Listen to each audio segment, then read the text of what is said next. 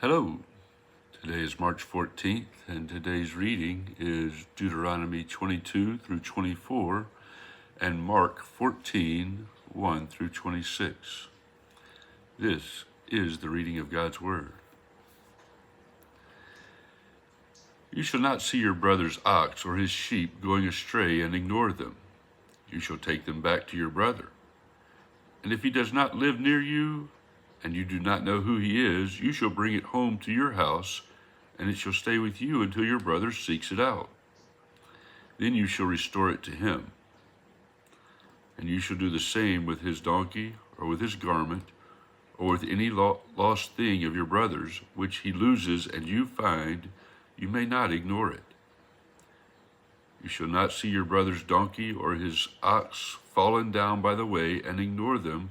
You shall help him to lift them up again. A woman shall not wear a man's garment, nor shall a man put on a woman's cloak, for whoever does these things is an abomination to the Lord your God.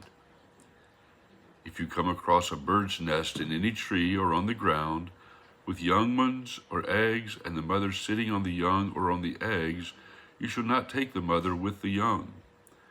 You shall let the mother go, but the young you may take for yourself, that it may go well with you, and that you may live long.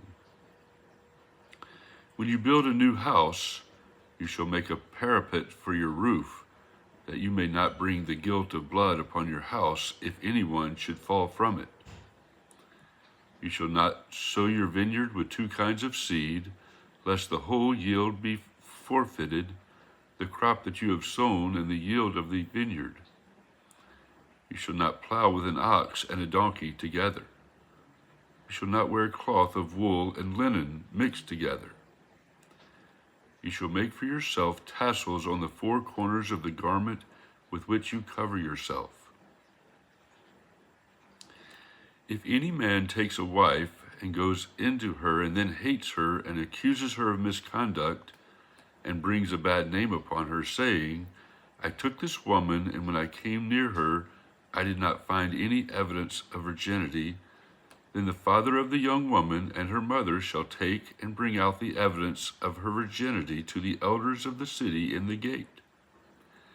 And the father of the young woman shall say to the elders, I gave my daughter to this man to marry, and he hates her, and behold, he has accused her of misconduct, saying, I did not find in your daughter evidence of virginity. And yet this is the evidence of my daughter's virginity. And they shall spread the cloak before the elders of the city. Then the elders of that city shall take the man and whip him, and they shall fine him 100 shekels of silver, and give them to the father of the young woman, because he has brought a bad name upon a virgin of Israel. And she shall be his wife. He may not divorce her all his days. But if the thing is true, that evidence of virginity was not found in the young woman, then they shall bring out the young woman to the door of her father's house, and the men of the city shall stone her to death with stones, because she has done an outrageous thing in Israel by whoring in her father's house. So you shall purge the evil from your midst. If a man is found lying with the wife of another man, both of them shall die, the man who lay with the woman and the woman. So you shall purge the evil from Israel. If there is a betrothed virgin, and a man meets her in the city and lies with her, then you shall bring them both out to the gate of that city, and you shall stone them to death with stones, the young woman because she did not cry for help, though she was in the city, and the man because he violated his neighbor's wife. So you shall purge the evil from your midst. But if in the open country a man meets a young woman who is betrothed, and the man seizes her and lies with her, then only the man who lay with her shall die. But you shall do nothing to the young woman. She has committed no offense punishable by death. For this case is like that of a man attacking and murdering his neighbor, because he met her in the open country, and though the betrothed young woman cried for help, there was no one to rescue her. If a man meets a virgin who is not betrothed, and seizes her and lies with her, and they are found, then the man who lay with her shall give to the father of the young woman 50 shekels of silver, and she shall be his wife, because he has violated her. He may not divorce her all his days. A man shall not take his father's wife, so that he does not uncover his father's nakedness. No one whose testicles are crushed or whose male organ is cut off shall enter the assembly of the Lord. No one born of a forbidden union may enter the assembly of the Lord. Even to the 10th generation, none of his descendants may enter the assembly of the Lord. No Ammonite or Moabite may enter the assembly of the Lord. Even to the 10th generation, none of them may enter the assembly of the Lord forever, because they did not meet you with bread and water on the way, when you came out of Egypt, and because they hired against you Balaam, the son of Beor, from Pethor of Mesopotamia, to curse you. But the Lord your God would not listen to Balaam. Instead, the Lord your God turned the curse into a blessing for you, because the Lord your God loved you. You shall not seek their peace or their prosperity all your days forever. You shall not abhor an Edomite, for he is your brother. You shall not abhor an Egyptian, because you were a sojourner in his land. Children born to them in the 3rd generation may enter the assembly of the Lord. When you are encamped against your enemies, then you shall keep yourself from every evil thing. If any man among you becomes unclean because of a nocturnal emission, then he shall go outside the camp.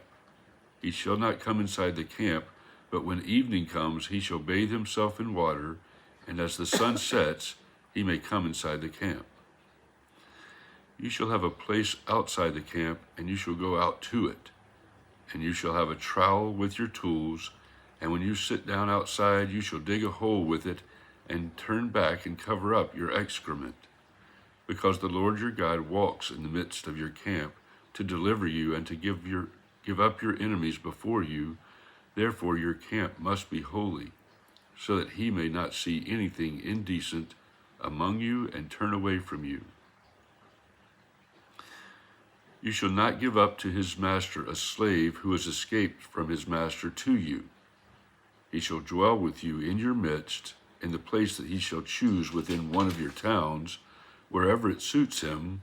You shall not wrong him. None of the daughters of Israel shall be a cult prostitute, and none of the sons of Israel shall be a cult prostitute. You shall not bring the fee of a prostitute or the wages of a dog into the house of the Lord your God in payment for any vow, for both of these are an abomination to the Lord your God. You shall not charge interest on loans to your brother, interest on money, interest on food, interest on anything that is lent for interest.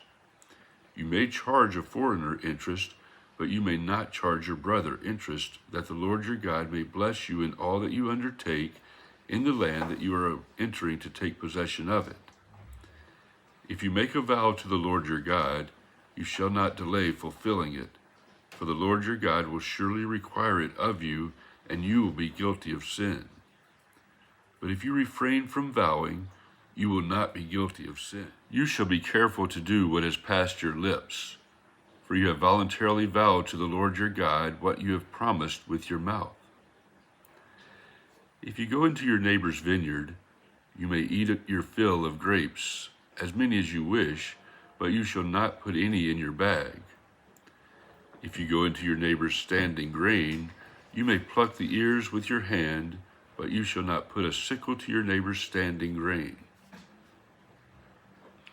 When a man takes a wife and marries her, if then she finds no favor in his eyes because he has found some indecency in her, and he writes her a certificate of divorce and puts it in her hand and sends her out of his house, and she departs out of his house, and if she goes and becomes another man's wife, and the latter man hates her and writes her a certificate of divorce and puts it in her hand and sends her out of his house, or if the latter man dies, who took her to be his wife, then her former husband, who sent her away, may not take her again to be his wife after she has been defiled, for that is an abomination before the Lord. and you shall not bring sin upon the land that the Lord your God is giving you for an inheritance. When a man is newly married, he shall not go out with the army or be liable for any other public duty. He shall be free at home for 1 year to be happy with his wife whom he has taken. No one shall take a mill or an upper millstone in pledge, for that would be taking a life in pledge. If a man is found stealing one of his brothers of the people of Israel, and if he treats him as a slave or sells him, then that thief shall die. So you shall purge the evil from your midst. Take care in a case of leprous disease to be very careful to do according to all that the Levitical priest shall direct you. As I commanded them, so you shall be careful to do. Remember what the Lord your God did to Miriam on the way as you came out of Egypt.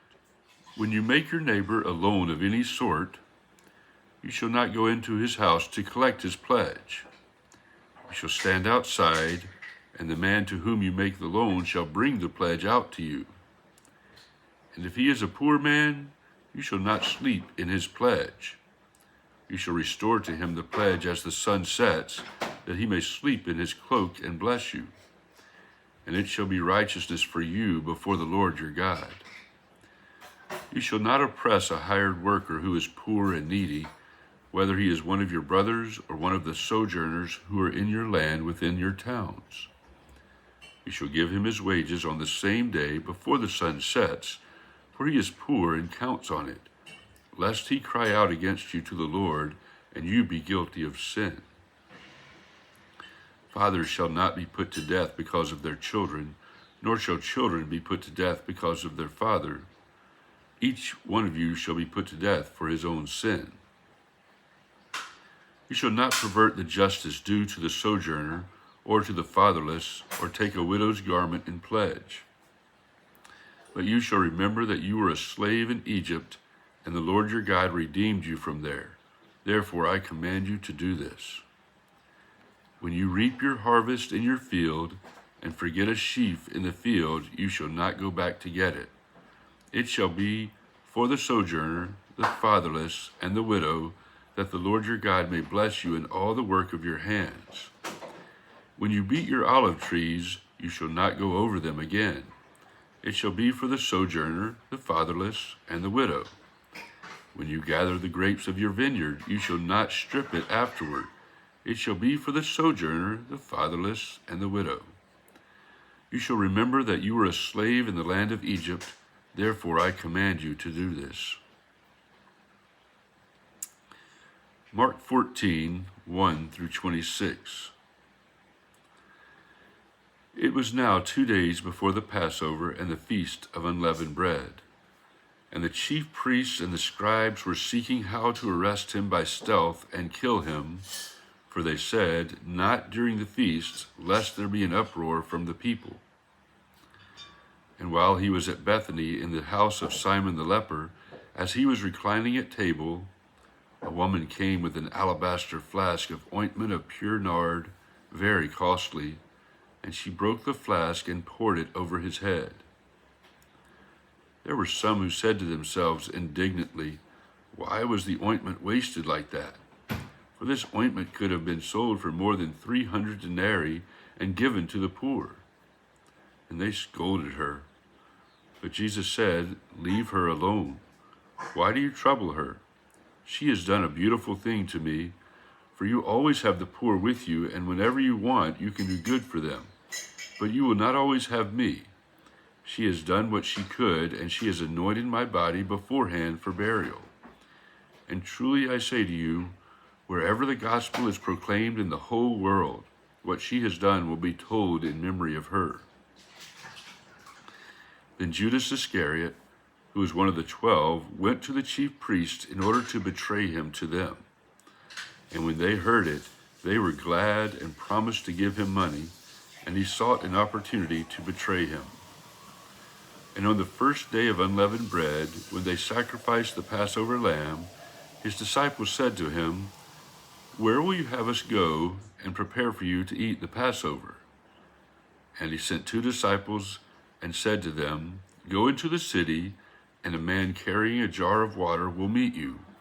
Follow him, and wherever he enters, say to the master of the house, 'The teacher says, where is my guest room, and where may I eat the Passover with my disciples?' And he will show you a large upper room furnished and ready. There prepare for us." And the disciples set out and went to the city and found it just as he had told them, and they prepared the Passover. And when it was evening, he came with the 12, and as they were reclining at table and eating, Jesus said, "Truly, I say to you, one of you will betray me, one who is eating with me." They began to be sorrowful and to say to him one after another, "Is it I?" He said to them, "It is one of the 12, one who is dipping bread into the dish with me.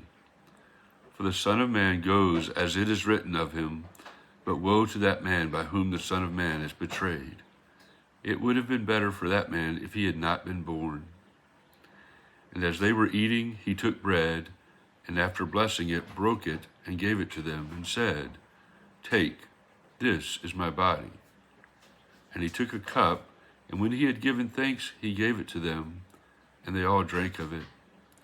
And he said to them, "This is my blood of the covenant, which is poured out for many. Truly I say to you, I will not drink again of the fruit of the vine until that day when I drink it new in the kingdom of God." And when they had sung a hymn, they went out to the Mount of Olives.